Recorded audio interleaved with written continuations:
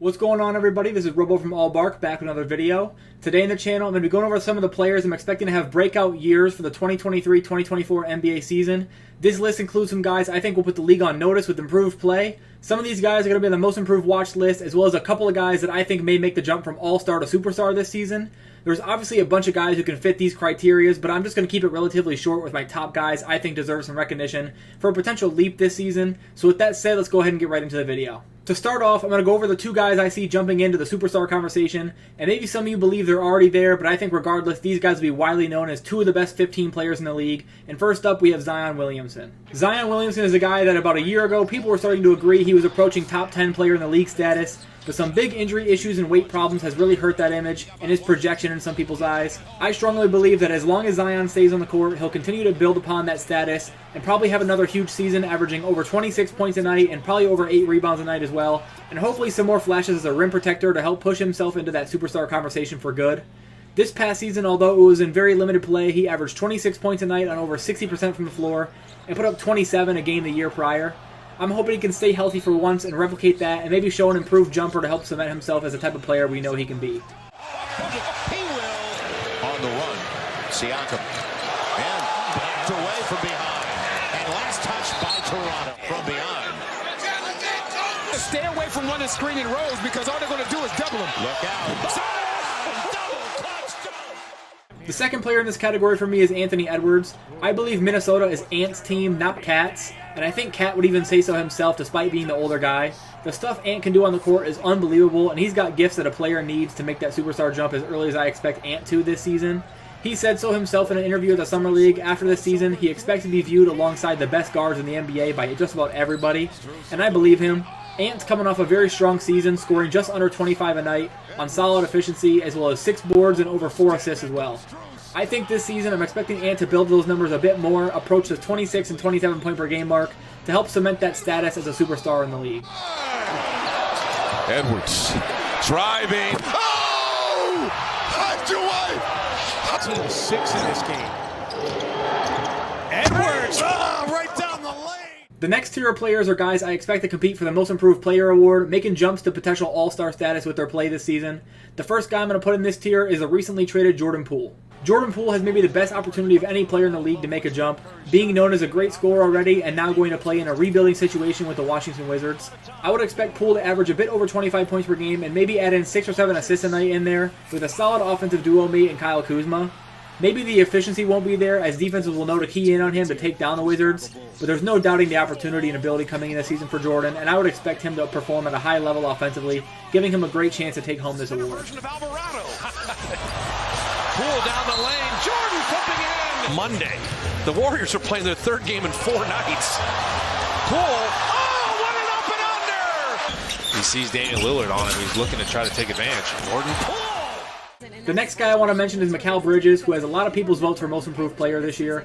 As similar to Jordan Poole, he has the opportunity as a new #1 option in the Nets system, and we've already seen how he can play in that role in Brooklyn. Last year as a member of the Nets, he put up 26 points per game on elite efficiency. Now, I don't know if he'll match that as teams will prioritize him more defensively now, but I would expect some similar production, maybe a bump in the assist category as he only averaged about 3 assists last year with Brooklyn. If Bridges can put up similar production to last season, finishing top 3 in the Most Improved race is pretty much a guarantee. Big leads. Here is Bridges. That's Bridges against Butler. Bridges. Shake. Fake. Bridges. My next player I'm expecting a jump from is Tyrese Maxey from the Philadelphia 76ers. I'm expecting a Harden trade this offseason, and I don't see Philly getting a superstar player in return for Harden, so it could be a huge opportunity for Maxey to showcase himself as a #2 option behind Embiid on offense, and really take that statistical jump that will land him on the Most Improved watch list.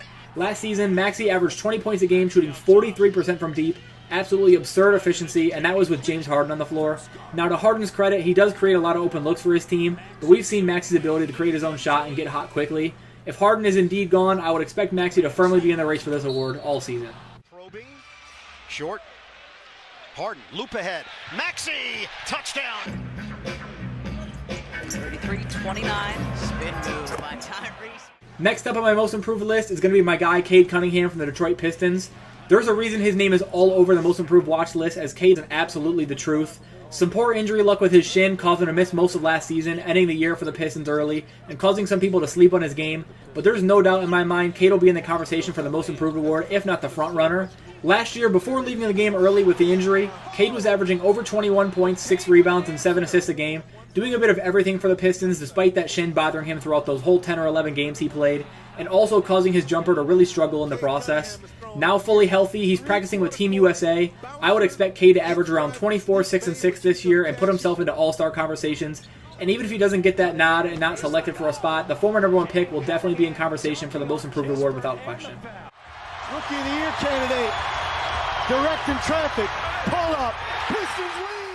Next up on this list is a guy that I almost wasn't able to put on here thanks to some free agency buzz, but it's Alperen Sengun. With the Houston Rockets missing out on Brook Lopez in free agency, Sengun is primed for a big year with some improved guard play and better wing defense with the FVV and Brooks additions, and I think he has a great shot to break out as Houston's best player this year.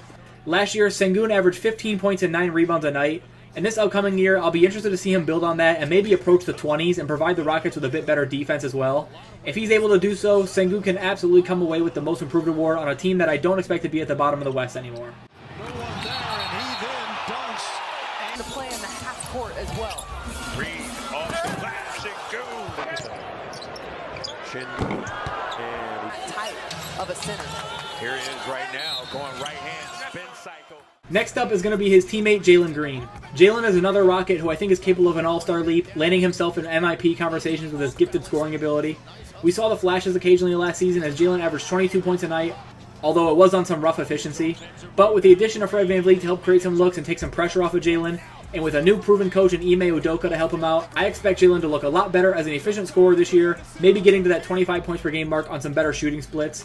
If he can get there and perform at a higher level on a play-in caliber team, the All-Star game could be in the cards for him as well as that Most Improved award without a doubt. Now the 10th and final play-in spot in the West. Green splits 2, elevate. Hey! Stolen by Smith. Throws the lob to Green. Oh! Green races up the floor. Green shoots the 3. The last player I'm going to put in this category is another guy I see with a boosted opportunity and maybe a bit of a scrubbed name due to his lack of improvement last year. It's former Rookie of the Year Scotty Barnes. Now, I don't believe Scotty is the same level of player as Cade and Jalen or even Evan Mobley from his class, but I do believe he's gotten a bit underrated as he didn't look any better last year in his rookie season, and he was really clowned for that. Now, with Fred gone from Toronto, the opportunity arises for Scotty to be the second option with Pascal and really take a statistical jump this year. We know he can bring it on defense and he has great athleticism, but if the jumper keeps falling and he improves as an all-around player, there's a chance Toronto opts to move Pascal Siakam as well and build around Scotty for their future, causing another inevitable statistical jump that would definitely put him in conversation for some hardware again. Doesn't go his own rebound. Goes back up with a nasty slam.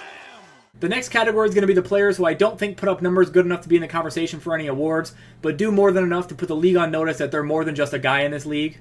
The first guy on here is someone I personally hope has a big year, and is also a contract year for him, and that's Markelle Fultz. Fultz finally had a great year last year with the Magic, and now with the addition of Anthony Black, it looks as if the Magic don't plan to keep him around long term, or they just want to develop a guy to eventually take his starting spot.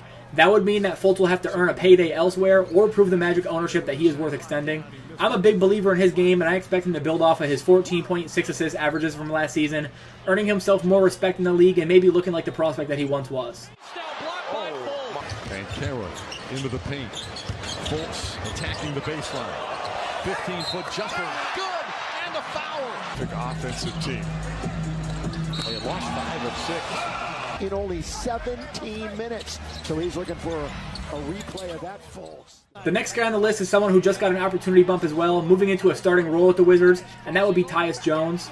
Tyus is an extremely underrated point guard who I know a lot of people desire to be their franchise's backup point guard, but it's more likely that he performs well enough to earn a payday as a starting guard for a lesser team, maybe even with the Wizards long term. Tyus led the NBA in assist-to-turnover ratio every single year dating back to 2018, showcasing his pure point ability off the bench for the Grizzlies. I don't expect a jump big enough for any awards by any means, but if anyone questions his ability, he'll prove them wrong this year as a starter for Washington. Tyus Jones out front. Jones picked up by Sexton. Go lob it on a back cut. That well, good hustle here by Conchar. Tyus Jones in. Lob for Durant and the Grizzlies. Had a great conversation with him prior to the game. Here's Jones.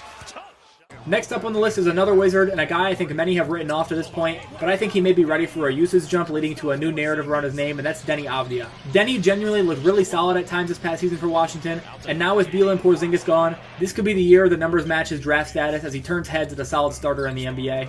Averaging about 9 points and over 6 boards a night last season, I'm expecting an increase maybe near the 15-point-per-game mark this season, and he may end up being the benefit of a really strong creation ability between Tyus and Poole in that backcourt, leading to a lot of open looks and a much stronger statistical season.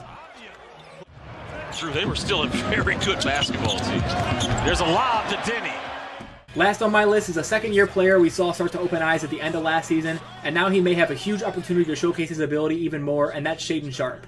I think just about everyone knows the talent level he possesses, but with the Blazers looking to move Damian Lillard, we could see Sharpe put up some really strong numbers in just his second season playing off of Scoot Henderson and Anthony Simons. His athletic ability is one of the absolute best in the entire NBA. In this upcoming season, he may end up looking like one of the best players in his draft class and the best overall talent on the Portland Trail Blazers thanks to the improved opportunity and youthful direction of the franchise. Shaedon Sharpe put him on the line. And Hardy's freebies put him at 12 points. Sharpe with a midair and jump. Dame, a deep one.